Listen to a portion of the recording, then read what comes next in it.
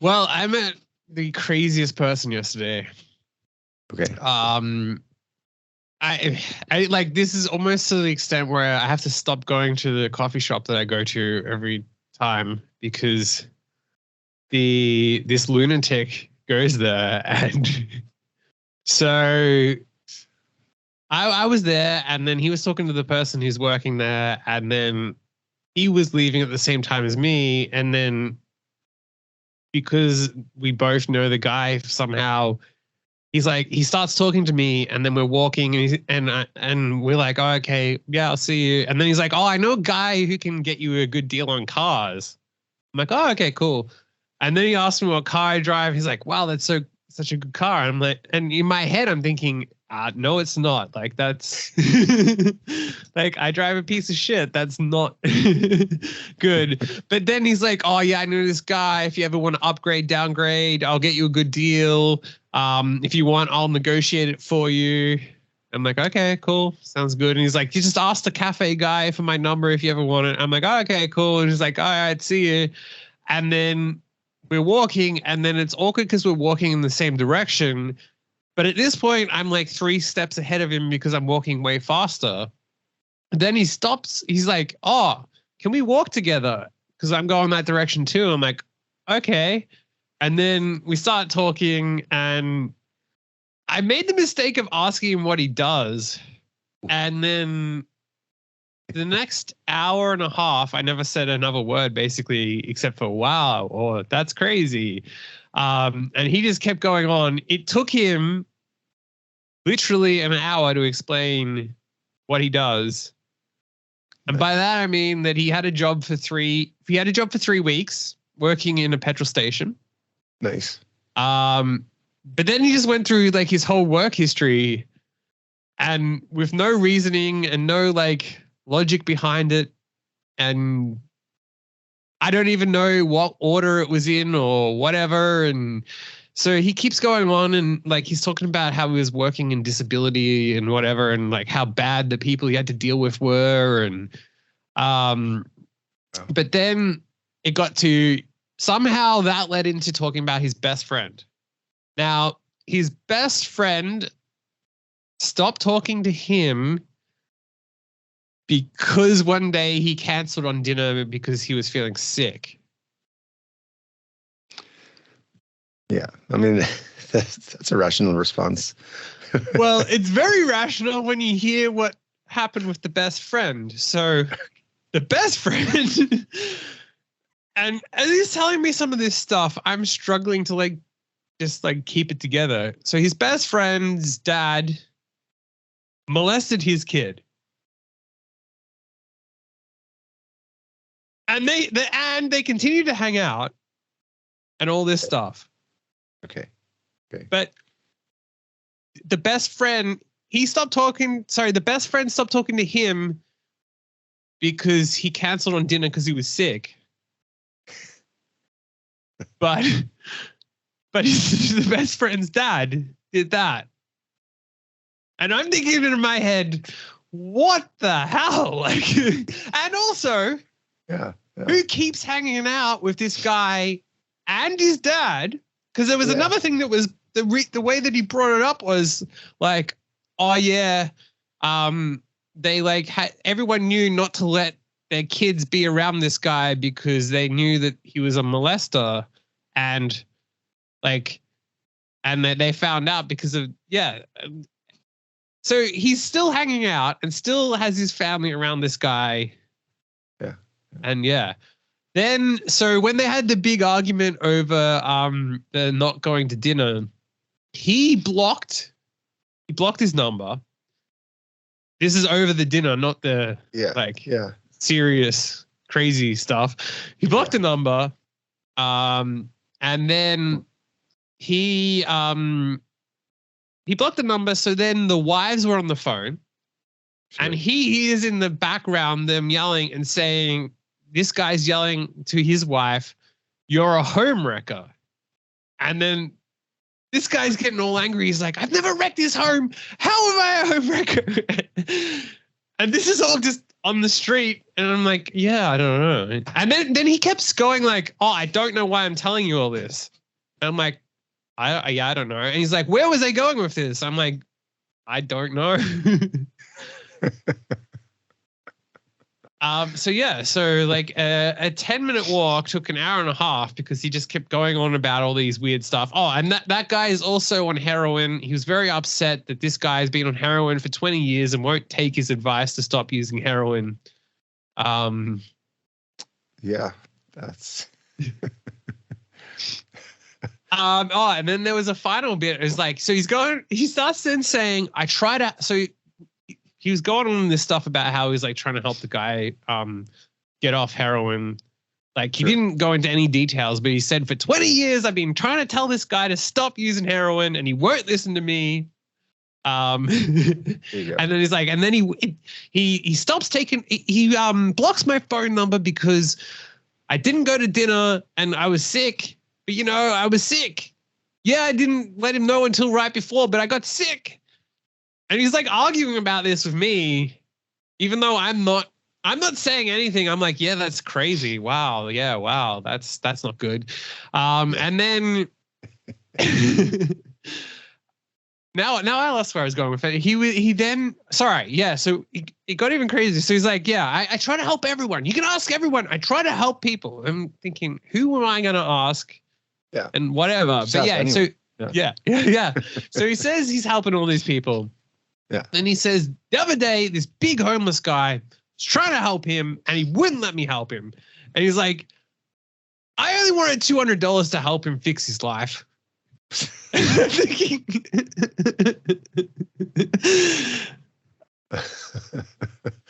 All right. Yeah. But by that point, it had gone on so long that I did want to know what the theory and the thing behind the $200 were, but I also was more than half an hour into how the hell do I get out of this and go? Because the other thing is we would walk and then he would stop and keep talking, and I'm like, ugh. And I also, he told me, he's like, oh yeah, I live down that way, and I just kept walking towards my house, and we'd gone way past. We were like a kilometer past where he said he had to turn right to get to his house. But I wasn't going to I kept trying to get out of there and what is that? Ooh. I think my house is on fire. Oh yeah. Go check that. 1 second. Okay. This false alarm was cooking, but that happens. Cooking with smoke and yeah. It's worried it was Heroin Man coming back to come after us. It's even worse is this guy. He's he also said his daughter goes to school just up the road from me. So I feel like I don't know. I almost need to move houses and leave the area. Best friend. It sounds like it. Yeah. I mean, just don't make dinner plans with him. Oh, if I see him on the road, I literally was telling my wife earlier that after this, that I'm like, if I see this guy on the road, I'm literally turning around and going in the opposite direction. Just pretend like, oh, someone's calling me. I best go. Yeah. So in some way, this guy was like, my friend's dad molested my child. That's fine. We can still hang out. But as soon as there was no dinner, it didn't turn up to dinner, his friend was like, fuck you, buddy. Yeah. Because he was sick too. There was a legitimate reason. It's like... Yeah. I mean, that's what friendship's all about. Yeah. I mean... And also this played out to me in a way of a long, complete unrelated stories that got told. And then I'm putting it together in my head. And there was a clear moment in my head where I had to bite my lip very hard where I'm like, but this guy, you said this guy's dad did this to your kid. And this is the reason why he stopped talking with you. Yeah. Yeah, it seems so weird. So eventually you were able to get away from them because you were saying like you were. So we kept going, and we got to a light on the side, right? And he stopped and he's like, "Oh yeah, I better cross here."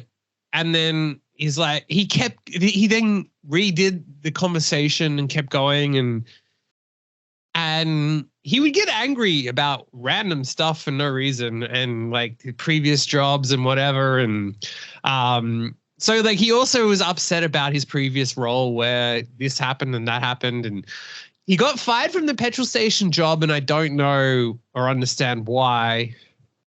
Okay. As with anything, like he said it was because he wasn't trained on using the technology, and the manager, he was working there the same day as the manager, and the manager didn't train him, and then like a customer told the manager off. But then that was unrelated to then him getting fired, and like it just that kind of went nowhere. But then he was doing disability work with a bikie and had to like put suppositories into the bikie. So he just could ramble on in like angry things. And then so we get to this traffic light, and he like nearly went and then didn't, and he said, "Oh, I got to stop here," and like he was nearly going to cross, and then a person was going the other way, so they hit the lights and the lights stopped. And I'm like, yes, come on, this is the time. And then he finally crossed. Didn't even say goodbye or anything. So he spoke to me for an hour and a half, right? And I was like, and then he just starts crossing. Doesn't say goodbye, none of that stuff. And I'm like, oh, it was nice meeting you. But there was none of that from him. He just went. Just fucked off. Yeah. Yeah. Go see his heroin buddy. There you go. Yeah, he must have decided he wasn't ready for a new best friend just yet. But it sounds crazy. Sounds like I'd say like a 10-minute walk. Took an hour and a half. Yeah, and then I'm thinking in my head, what if we get to my house and this guy is still there? Like, how do I get out of this situation? And I was legitimately thinking in my head, like, what? Once we get to my place, what is the play here to get out of this? Because because you don't exactly want to ask him in for a cup of tea or anything, or no, but I did. There was no way that was going to happen. But would he invite himself in, and would he keep going? And also, I don't necessarily want him to know exactly where I live. Exactly. Yeah. So he already roughly knows where I live, but knowing any more would be like. Yeah. So have you found a new coffee shop yet, or are you going to go to a different one, or change your times up?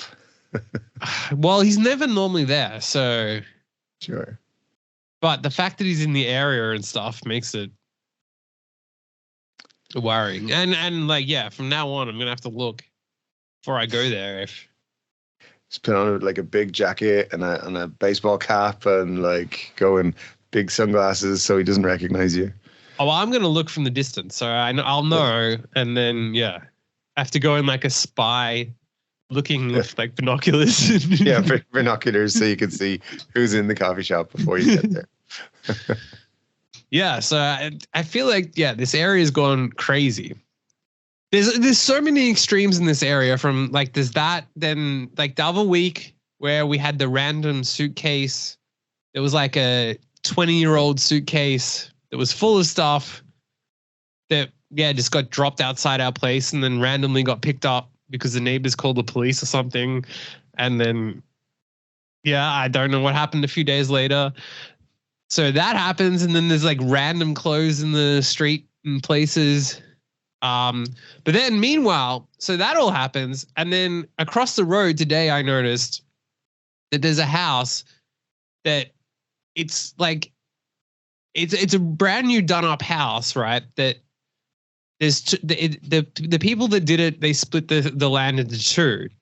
And so one side of it, you got a car with a Hyundai i30, perfectly fine car, good, everything, whatever.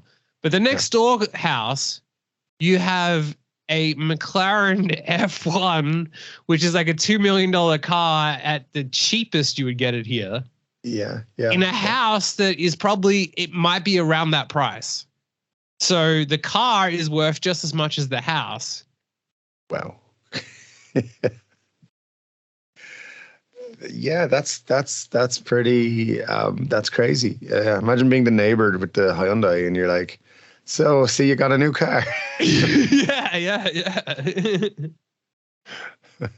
What kind of mileage are you getting out of that?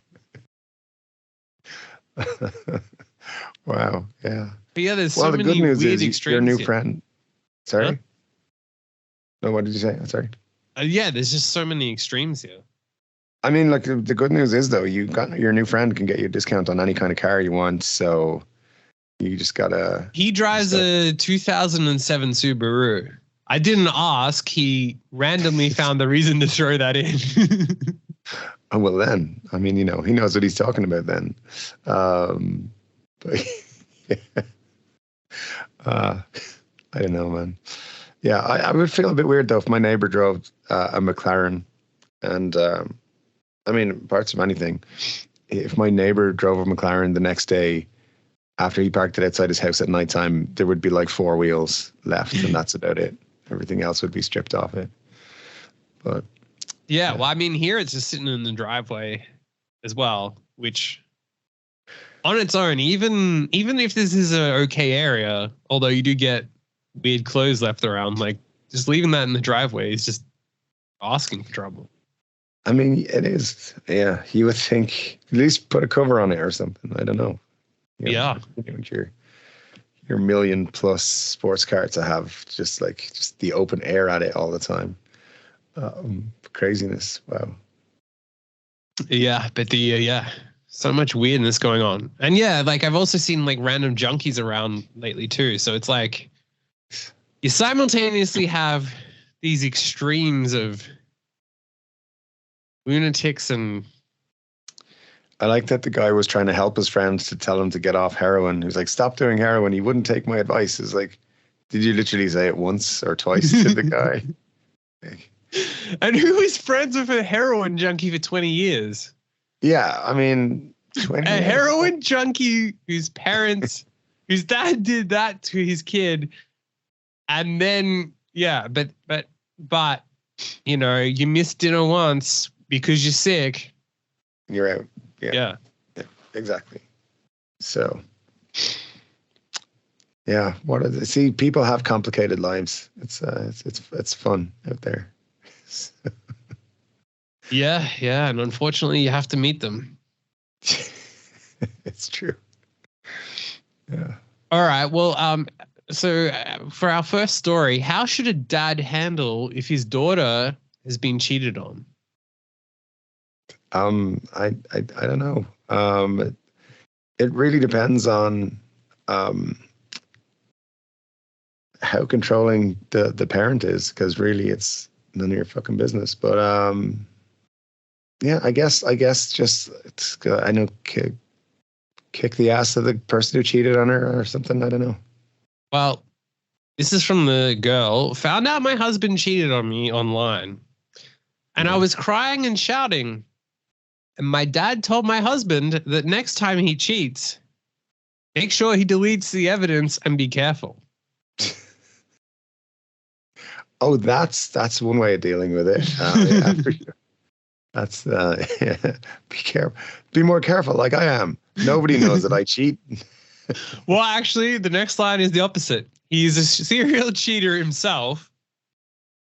My mom has suffered enough, and I cannot believe that's what he told my husband. My mom, on the other hand, thinks I should forgive my husband and not fight with him because his 1 year of online cheating is only online. Okay. The mother-in-law also told me that what her son did was just like looking through an adult magazine. So he was on dating apps and websites, had video calls where he pleasured himself and even talked to the woman, had a different Instagram account to reach out to the girls and conversations and video calls, etc. There you go. There you go. Yeah, he's I mean, you know, I mean, if he's pleasuring himself, that's not really cheating, I guess. But you know, the rest of it, yeah, it's a bit sketchy for sure. But all the parents are like, don't worry about it. Yeah, it's just you know, get yourself some better lingerie, you'll be fine. Or you go on the apps yourself, video call him. Yeah, maybe that's just his thing he's into. So, well, he was drained, and I've never seen him age so fast. He gained so much weight because of the stress. And honestly, as much as I want to be a good person, I can't help but tell him he deserves it. Lol. I could tell he is sorry and regretted it. He took out all those rage from me and never fought back. He also showed he changed, blah, blah, but I just realized there is no saving myself if I stay with him. I became the worst person in the world without the trust. I couldn't have any peace of mind with him. I completely cut off contact with him, but he can still talk to his son provided it's on my son's terms, not his. He can only see if my son wants to, not when it's convenient to him. My one and only rule, to be honest. Now, it did take her all that time to mention that she has a son with him. Yeah. That's new information. They communicate through messages and calls, so at least the son contacts him online. Very good. So this guy was online on dating apps talking to women, and that's what he got kicked out for. And jacking off on video calls with women. I mean, well, that's what he got caught with too. So, you know, if yeah, that's happening, I'm sure.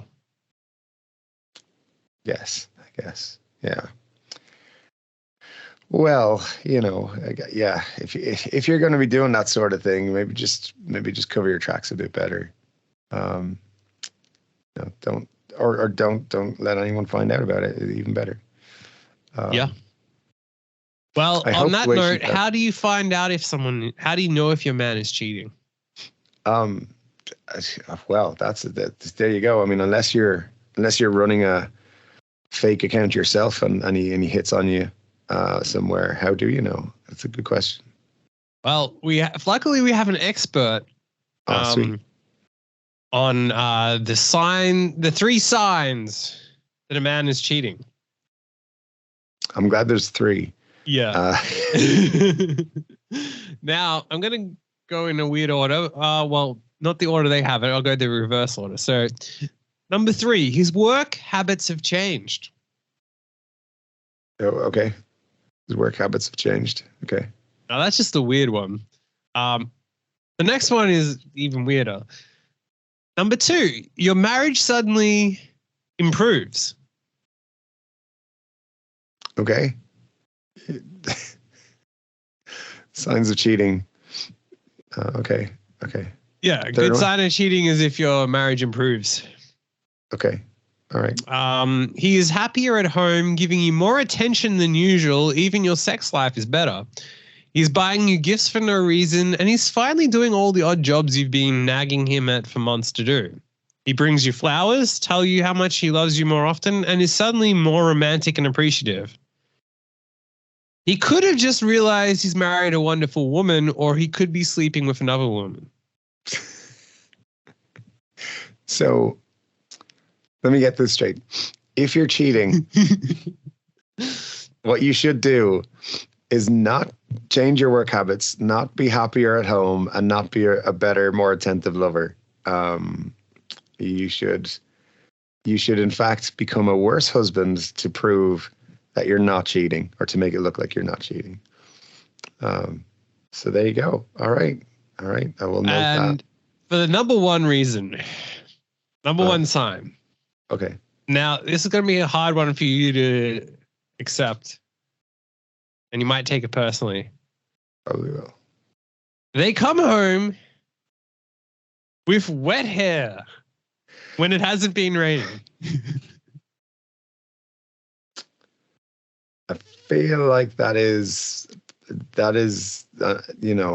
just I'm upset. That's all I can say. I'm upset by it. I feel attacked. No, you have free reign to cheat because I mean, you're never gonna have the number one sign of cheating. I mean, how is that the number one sign? But anyway, yeah. Well, I mean, it does make sense. If he comes home with wet hair on a sunny day, think about it, is what they say. Unless there was a little rain cloud specifically over his head where he was showered. Unless he's the type to wash off at the gym before home time, and you will know, he's taken his clothes off in a bathroom that wasn't yours. Wow. It does seem like if you're going to take the time to shower, you might want to take the time to dry your hair. Yeah. Yeah. I mean, it wouldn't be too bad, would it? I mean, I'm no expert, but I feel like you could get that done before going home without too much hassle. These are expert tips in a newspaper, so I mean, if they're expert tips, that's all you need to know. But yeah, it's. I mean, I feel like there are probably other tips. There are probably other. No, these are the only 3 reasons. If none of these happen, if your marriage is going down the toilet, you're not getting cheated on. Yeah. If we've learned anything, it's good to know. So if you're cheating, just make sure to treat your wife worse, and she'll never know. Yeah, she won't suspect a thing, because that's not one of the signs. So there we go. And if you have hair, don't come home with it wet someday. There you go. Yeah. Or invent some obscure reason why I did. Yeah, I just went for a swim in the river, and then came home straight away. Anyways, yeah, what a weird list of things. Now, with this next story, stop me when you figure out what's happened here. Me, 26 male, my wife, 27 female, had a baby. Okay. We have been trying for years to get pregnant. So when my wife suddenly got pregnant, it was a huge shock to both of us. For privacy reasons, we'll call her Anne. All right. Anne had the baby. Good stuff. Yep. Anne and I met through a mutual friend. We hit it off instantly and got married 2 years later. Okay. She's the light of my life. She's beautiful, kind, and funny. Okay. When she got pregnant, I was ecstatic, although my wife wasn't as happy as I expected her to be. She was overall really down during her pregnancy and didn't talk to me much. I thought it was just mood swings or something, but boy, was I wrong. Then a few days ago, she gave birth. I held her hand throughout the whole procedure. Do you want to take a guess as to what comes next? I'm guessing it's the classic tale of the baby comes out and is the wrong color. Yes, it is. So, yeah, good old Anne has been visiting some dudes in another part of town, and they got her pregnant. Yeah. As soon as I saw the baby's skin, I knew something was off. The baby looked very obviously darker skinned. The nurses brought the baby out of the room and Anne started crying. She hasn't spoken to me since, but I've been trying to bond with, in quotes, our child. Even if he isn't biologically mine, I really love my wife, but it's obvious that an affair had been going on. Yep. Anne's been getting some black dick for a long time, and you didn't know anything about it, and then you couldn't get her pregnant, so she got like, I don't know, her one of her other dudes to get her pregnant. So. She took a fake taxi and yeah. So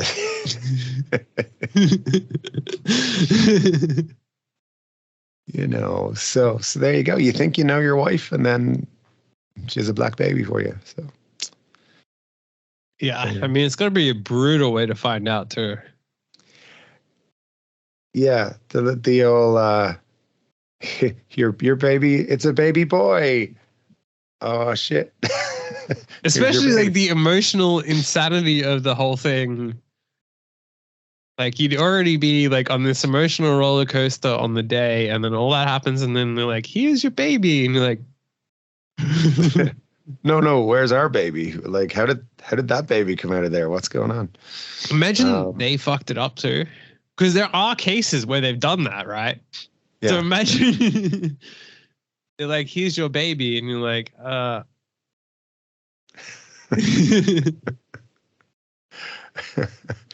Yeah. There's some dodgy stuff goes on at hospitals. I'm sure they have great people who work in those wards, and the hospitals have some great stories of things like that happening. Parents finding out, it wasn't your kid all along, or whatever. But yeah, so Anne was playing with someone else and got pregnant, and now, I mean, you think she would have known there was a possibility, having tried. I think that there's a major failure on her part here. She probably should have told him earlier. Yeah, I think so. Like, I don't think you can get to that point and then. Just before they went in, she was like, "There's something I needed to tell you, but it's too late now. So I don't know. Just prepare yourself. This is gonna be rough." Or she was with multiple people and was hoping that it was the one that kind of looked like him, or was the same race as him. Well, I just went to like a 30-person gangbang just once, and I didn't expect this to happen. But here we are. I was hoping it was Joe, but it turns out it was Sam, and well,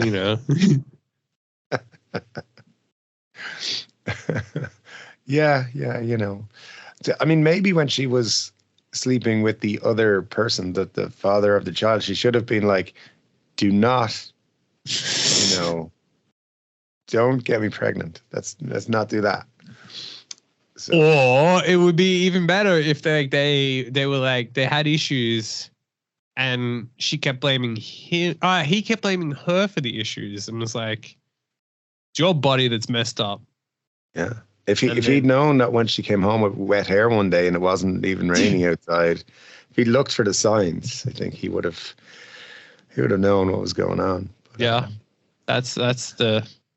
it's really his fault.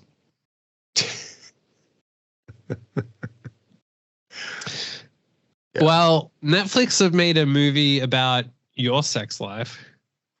Well, they were trying to for a long time. So yeah, they've people have been left traumatized by a sex scene in a show on Netflix. Not surprised. Yeah. A show called Obsession, which features plenty of steamy scenes, but there's been one in particular that has left viewers feeling deeply uncomfortable. In the scene, William ransacks a hotel room that Anna had stayed in a desperate attempt to find anything belonging to her. Unable to satisfy himself by finding any of her belongings, he ends up grabbing a pillow that seemingly still has her scent on it, and he doesn't hold back.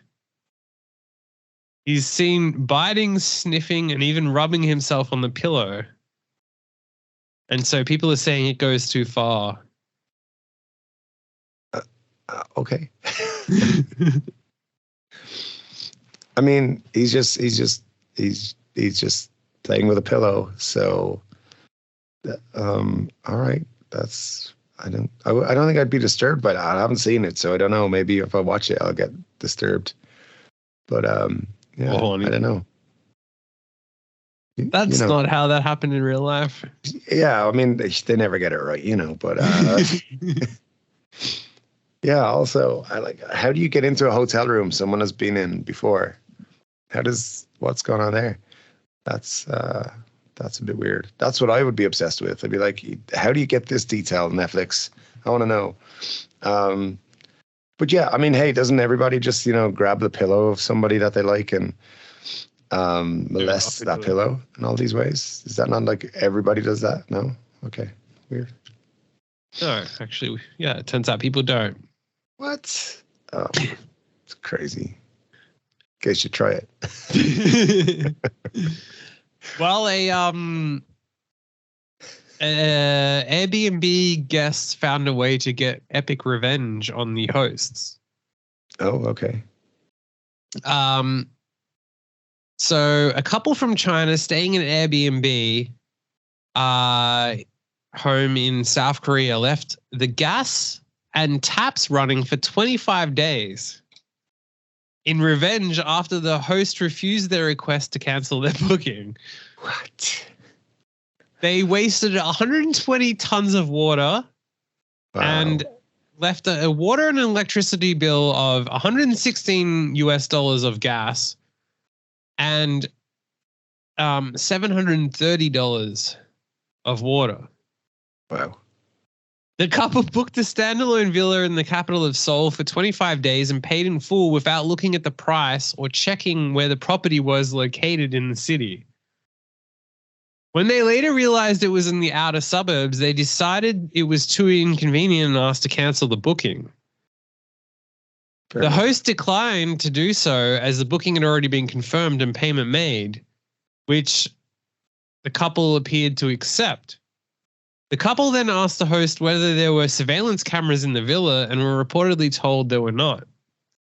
After they checked into the property, the couple, still angry at the host, decided to exact revenge by turning on all the taps, lights, electrical appliances, and gas. The couple then traveled to different regions of the country, returning to the villa every 3 to 4 days for no more than 5 minutes. They only went to the villa on 5 occasions during the 25-day booking. After they checked out, the host did not notice anything was wrong until the gas company called to ask about the massive increase in gas consumption. You know you're using a lot of gas when the gas company's calling you. Yeah, exactly, yeah. They used 120 tons of water in 5 days, the host referred to the fact that they'd only visited the property on 5 days out of the 25 days booked. In addition to the bills for water, electricity, and gas, the host said there were also $728 in miscellaneous expenses, which I don't know what that would be.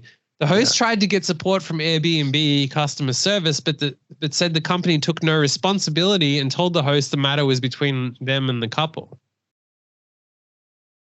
The host could not reach the couple who had left the country and was forced to pay the bills.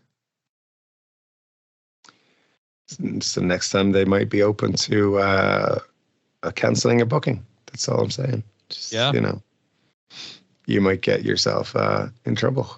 Okay, it might not be worth it. But yeah, good. I mean, what a nice vengeful couple that they had come and be like, because they must have planned it out. Be like, fuck it, we'll go turn all their water on. We'll turn their gas up. We'll do all the everything we can to raise the bills. Crazy. Yeah, it's inventive. And I like that they check theirs. Do you have surveillance cameras? Just so you can't. You're not going to be like checking things are left on and stuff. But if they did, that would be even creepier. Yeah. Also, how do they know they were only there then for like 5 minutes each time? They must have some way of tracking it, or who's there or whatever. Yeah. So a lot of oddities in the story, but it is scary that this is why I don't do Airbnb, because I'm like, the hosts are like, oh no, we don't have surveillance cameras, but we knew you were there for only 5 minutes, like 5 times. Like, how did you know?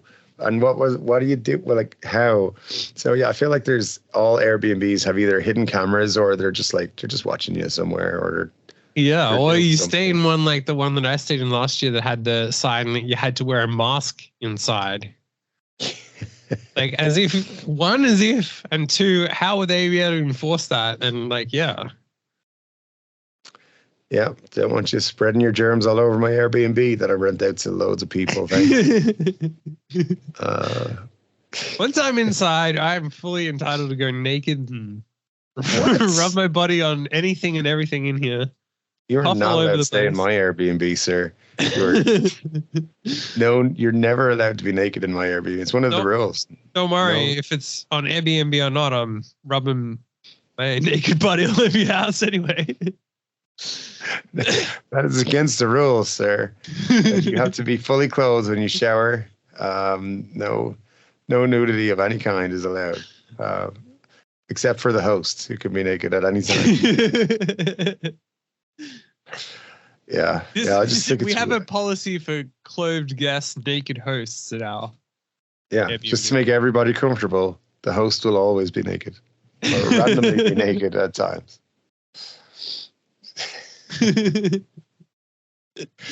So, It would be fun to just list a property on Airbnb just to deliberately get banned and do like wacky. It would be fun. Try to come up with the stupidest rules and just trying to enforce it. What you need to do is get like some sort of intercom system that you can remotely connect to, and just like at 4:00 in the morning start like randomly shouting things. That's enforce them on all kinds of rules that are your decision. Yeah. We have a strict 2,000 calorie diet regime in this household.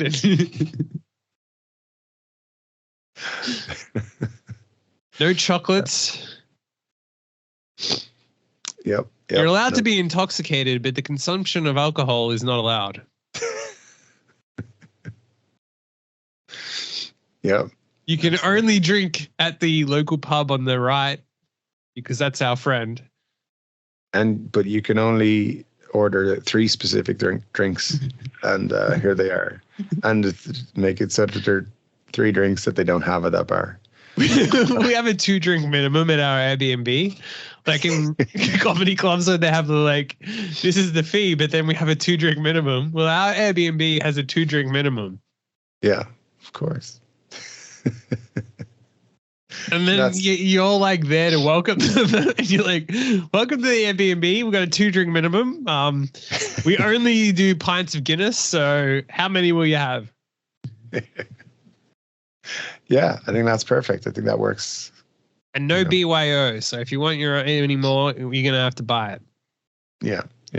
And it's £13 beer. Do the whole Vegas mini fridge thing. Where, if you take anything out of the fridge, even just to look at it, we're going to charge you $50. That's it. We're going to leave some M&Ms here. They're totally yours. You can have them, but they're like $14 per bag. So Yeah, the whole mini bar is just overpriced. Yeah. But then they're banned from bringing outside food too. Yeah, no outside food. We have room service. And then but you only serve super expensive steak. It's good value for money though, but it is going to be a $300 steak. I think what it should actually be is a Happy Meal. When they order, you're like, yeah, no problem. And then you arrive and it's like, here's your gourmet meal. And it's just a Happy Meal. I feel like we should start a Uber Eats company with fancy names, but then you just buy the food from McDonald's and then change the packaging. I think that would be Dave's good. Tasty Burger and fries, and then yeah. There you go. It's twice the price. It's worth it though. So it's it's got that special sauce. Even that, you just buy Big Mac sauce and then put it on the side. Yeah, exactly. And then put in a thing of, we've given you extra sauce. So that makes up for the $35 Happy Meal. Yeah. And a $12.99 delivery fee. Yeah. But that doesn't go to your driver, so please tip your driver. Yeah. And our chefs work hard, so please consider. Exactly. Exactly. So easily, yeah, we can be up to like 200-300 by the time they've had their Happy Meals. Whatever. So. Well, I was talking about how we should go on JetStar to check out their hotel policy of Sure matching people in their hotels if flights are delayed. But an elderly couple had a nightmare return flight from Bali after their flights were canceled twice. Okay. So part of the good thing about like flying with JetStar is that at least if you're making content, like there's a good chance that you're going to have a terrible flight experience. So you should actually get some good content out of it. Yeah. So an elderly couple was stranded in Bali after their flight was turned back an hour into the trip before being canceled 3 days later. What? So they were attending their granddaughter's wedding in Bali before heading to Australia. Nice. It was due to arrive in Sydney 30 minutes before their son and other family members landed on a Garuda flight. But the flight was forced to turn back in Bali an hour into the flight due to a technical fault, leaving the couple stuck in Bali for another 3 days. So they rescheduled them on another flight, but then that flight was canceled. Awesome. They were stuffed around and finally dumped in a hotel a fair distance from the airport at 4 a.m. the next morning and handed meal vouchers valid only in the departure lounge at the airport 20 minutes away. Perfect. Yeah. His parents were informed that their flight would be rescheduled to leave on Saturday. JetStar even tried to get them to pay for the airport transfers. Wow. Dad is 82, Mum is 79, and both are now so run down they've both become sick. After a lengthy journey from the UK to Bali to attend their granddaughter's wedding, they've been looking forward to this and what may be their last opportunity to travel down under to visit family and friends. Passengers were forced to wait in line for 4 hours after the plane returned in Bali and were denied access to their luggage to organize alternative flights. They had to go out and buy their own food. It was easily about 5 a.m. at this point, and they were exhausted, anxious, and confused. Now, the other benefit of this as well is that, like, I have travel insurance with my credit card. So if this actually happens, you're basically covered just to get to get meals, but also to just buy new clothes. So to some degree, like, this is a big financial windfall if you actually got this happening to you. Exactly. Yeah. If you have the right kind of insurance, and because it's like under credit card, then it doesn't affect you that like your premiums go up or any of that dodgy stuff. Yeah. These people had their medication though in their bag, so that's a little bit of a problem.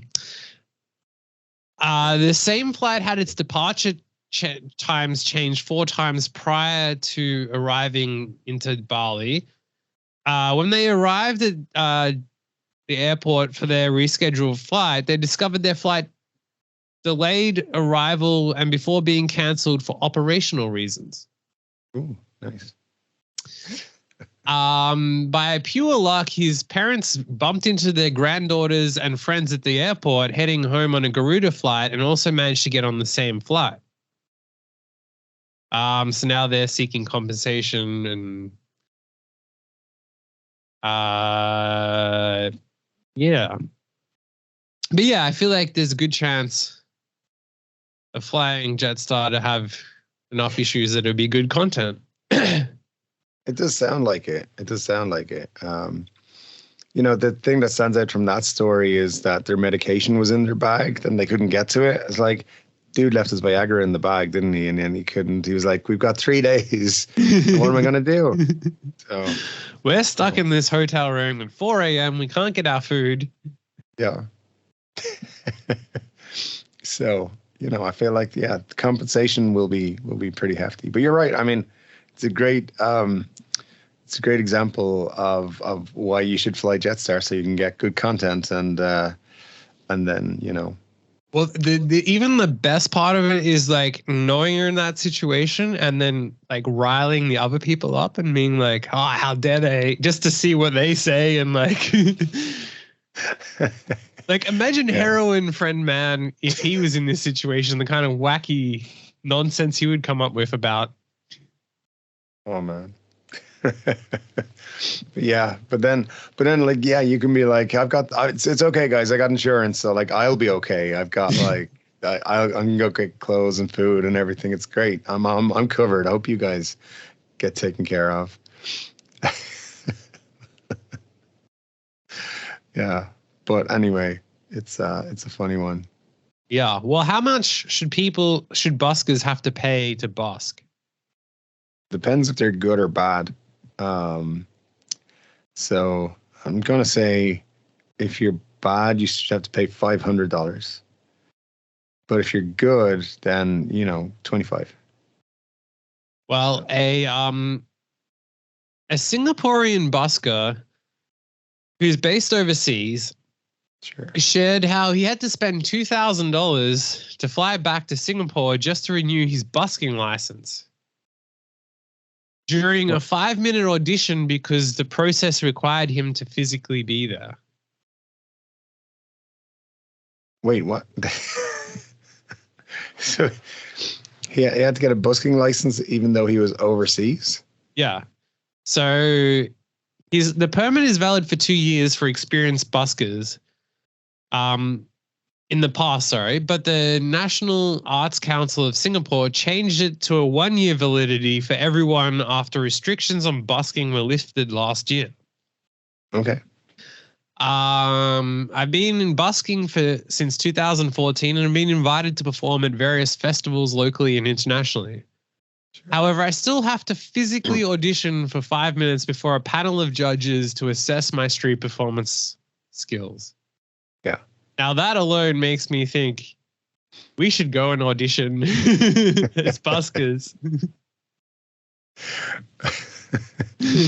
I mean, it'd be fun. Yeah, for sure. But on a side note, that does remind me of a thing where I saw people these people did a prank on YouTube where they hired job consultants from overseas for jobs and were like pranking them, and it was funny, but it then got me thinking, oh, I wonder what else you can hire online to do stuff. And you can get guitar lessons. Yeah. So I was thinking, I get guitar lessons, right? And I'm sitting there playing and don't know what I'm doing. And then at some point we switch it and then have you play, and you play it like, so we go from like not knowing anything to anything that is remotely possible, and then this person having no idea what the hell happened, and then just be like, "Wow, you've taught me so well. Look at what I'm doing." Yeah, it'd be fun. It'd be fun. Because if it's over Skype or whatever, like they're not going to be able to tell that I've switched and it's not my audio anymore. Sure. Exactly. Yeah. Yeah, absolutely, man. That'd be cool.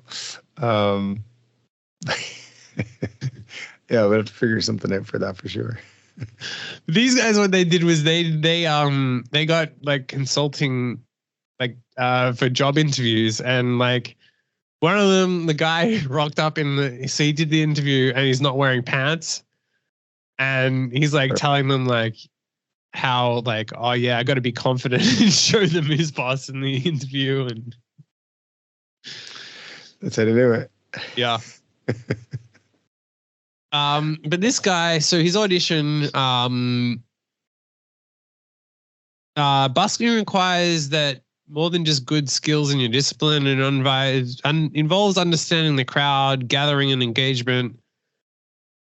But yeah, basically they make you fly in to do it in person to renew it each year. I mean, not if you don't live in a different country. You can probably just walk in. You don't have to fly in anywhere. But if you're going to earn more money, you need to live in a different country.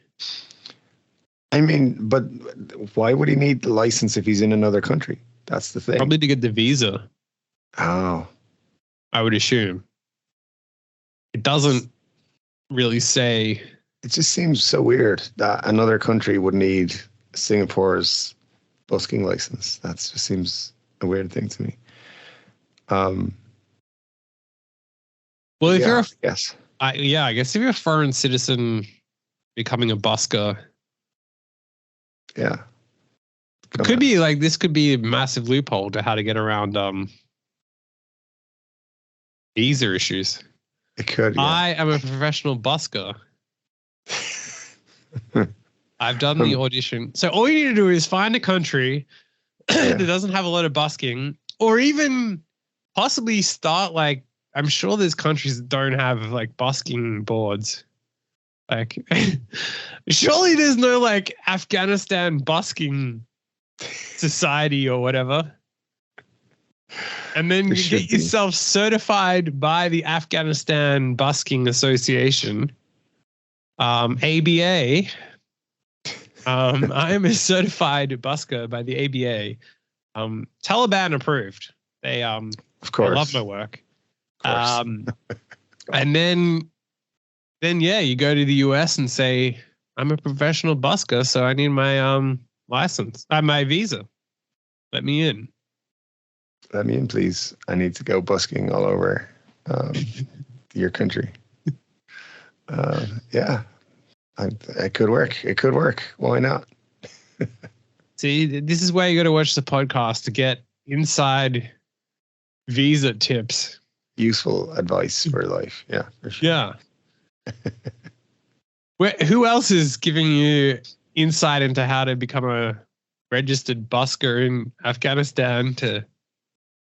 I've never seen anybody give that information out. Never. Not once. And even though from our point of view right now, it's still hypothetical. We're not sure, but still, we're telling you anyway. That's how to do it. So can you, I mean, do the Taliban respect the Singaporean busking license?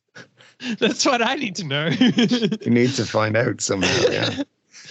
We should call the Taliban and tell them I'm a registered Singaporean busker and I'd like to know if I can just call up the Taliban and be like, hey, I'm a busker I'm licensed in Singapore. What do you think about that? Can we do business? Yeah. Yeah, imagine you just rock up to the streets of Kabul busking. Yeah. I don't know if you've seen that Lord Miles guy who went there. Have you heard of that? So this guy's his content was entertaining in the fact that like his whole channel was like going to very risky places. So he went to some island that is full of venomous snakes and like you're not supposed to go to, but found someone that would take him there. And like he went to Afghanistan last year, and he was also evacuated out of Afghanistan by the British military when like the Americans left. Wow. And he went there, posted videos like that were like kind of mocking the Taliban a little bit. And then like a complete and utter moron, he went back, and you'd be surprised to know that he was taken like a month or so ago. And like it made the news that, yeah, this guy was taken. But like, I remember, so I somehow I discovered his content maybe like a few months ago. And then out of nowhere, it's like, oh, this guy's got done. And I'm thinking, I remember watching his thing in Afghanistan. Like he was kind of anti-Taliban. Like if you're going to say anything against them, like I wouldn't be going back. Yeah. I think that's a good tactic. Like I'm not going pro-Taliban, but like I'm also like if I was gonna go there, there would be no way you'd be able to find something of me saying something negative about them because that's not a smart move. Yeah. Yeah, they don't like that. So it's all good. No, and like if you go there once and you film it and then when you come home you edit it and say like how bad they are, then okay. But like you just understand like you're never going back. Yeah, for sure. But yeah, he went there and surprisingly they've taken him or something, or he's gone missing or something like that. Yeah, I'm sure he's having a great time. They've just taken him to a holiday camp to show them how great they are. But there's been like nothing. So that was like 6 weeks ago or something, and there's been nothing since. So it's not a good sign either. No, not a good sign at all. So maybe when we go there, we just be nice and pleasant and don't say a bad thing about the Taliban. Yeah. And they'll respect our busking licenses and they'll appreciate us busking. We will see. So that's all. I have faith that they will love my busking abilities. Yeah. Why not? Why not? Yeah. I mean, you know.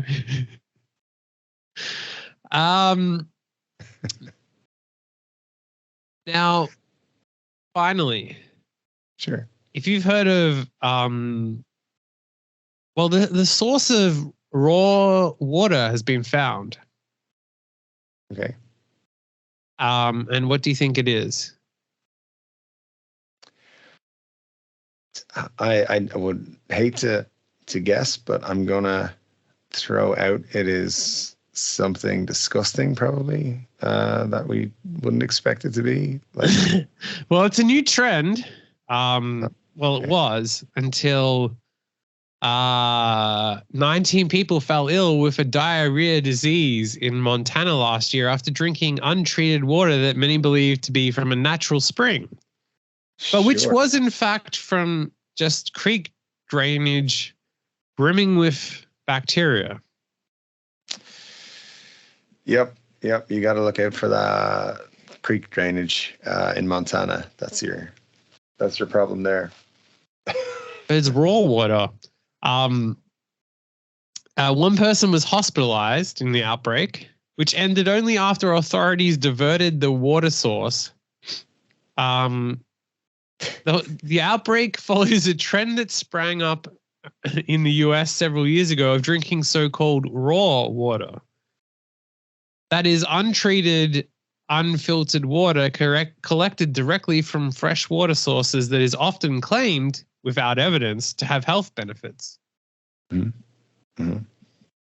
Proponents have argued that raw water avoids undesirable components of municipal water, which they identify as disinfectants, fluoride, imaginary mind control drugs, traces of pharmaceuticals, and heavy metals such as lead from pipes. They also suggest, without evidence, that raw water can contain unique probiotics and other natural minerals and compounds that can improve health. It can also give you diarrhea and make you have to go to the hospital. So yeah. I mean, I guess the thing here is to be like actually check where the water is coming from. If it's from like an actual natural spring, it's probably good for you. It's probably good, nice fresh water. If it's just like running down the side of a road or something and you are like, oh, look, fresh water, it's probably just a runoff from someone's like septic tank. So there you go. Well, in May 2022, in one county, they reported 6 Campylobacter, which I definitely nailed the pronunciation of, cases to state officials, which raised immediate concern because the average annual number of cases is just 5. And all 6 of those came from drinking from the same source.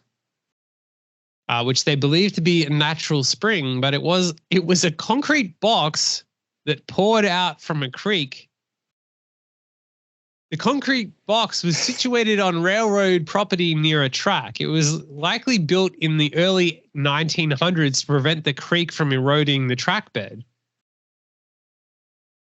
When officials investigated the box, they found an empty bird's nest inside, which was likely the source of the disease. Yeah. Amid further investigation, they confirmed that disease was present in the water pouring out of the box.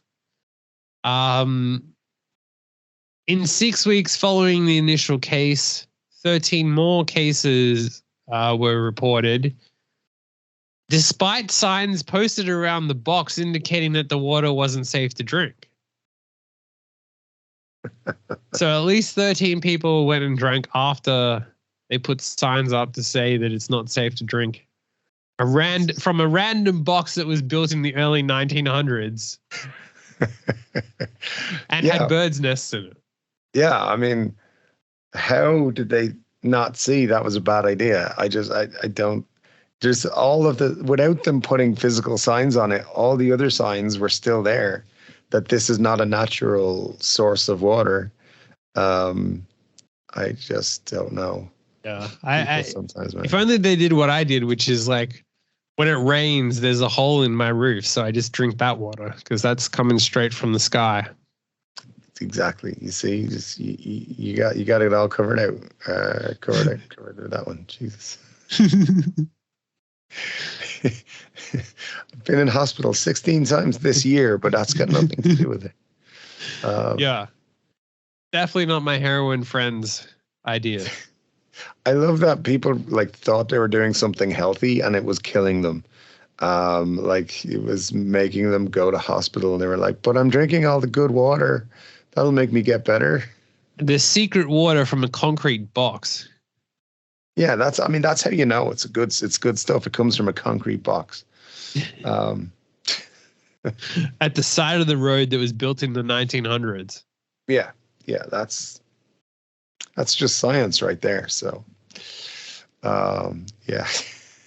And they wonder how we have diseases like COVID that spread.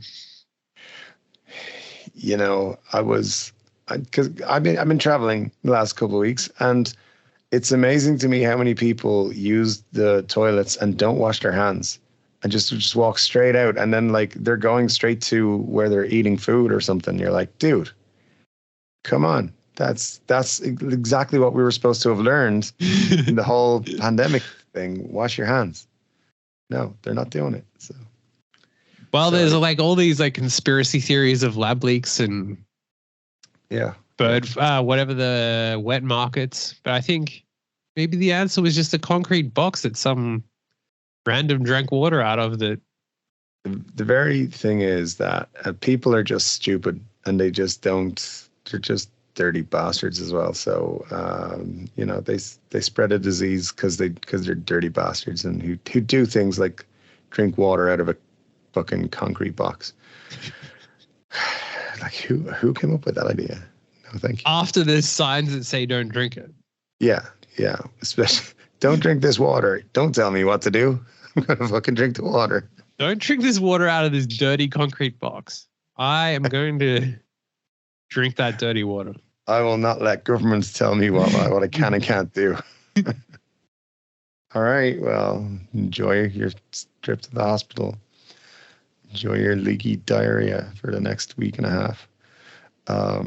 Anyway, people are fucked, you know. Yeah. That's why it's important to lick clean the door handles of a JetStar flight on its return flight from Bali. I mean, you can do that for sure. Yeah. Wow.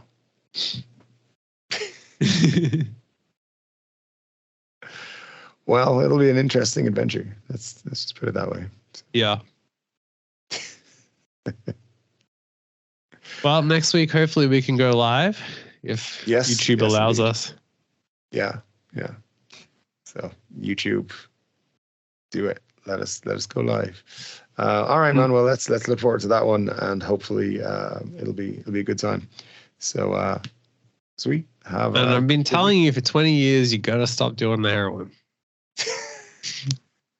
Look, $200 is all I want to change your life. Okay, just how it is. If there was a way where we could get him on the podcast but not exchange details or anything like that, it would be amazing. Yeah, you need to figure a way to get that done, just so we can get more of all of these stories. I think he hosts a podcast on his own as he walks. Yeah, for sure. That'd be great. It'd be a number one on all the charts, all the podcast charts for sure. But it would be great to get him on and be like, so tell us how you fell out with your friend again. What happened there? That asshole. How dare he? So tell us what his father did to your kid, and you were like, that's fine. But hey, I'll still let my kids hang out with the father. Yeah. Like, yeah, that's the other thing. Like, who would go to a function where that person was present? Yeah. Good question.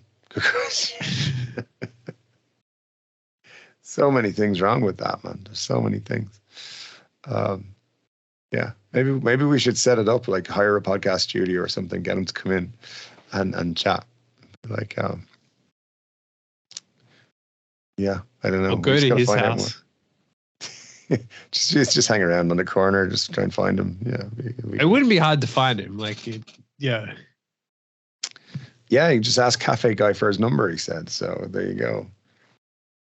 Tell him you want to deal on a car. I don't want them thinking I'm friends with him. Or yeah, it's a tricky situation.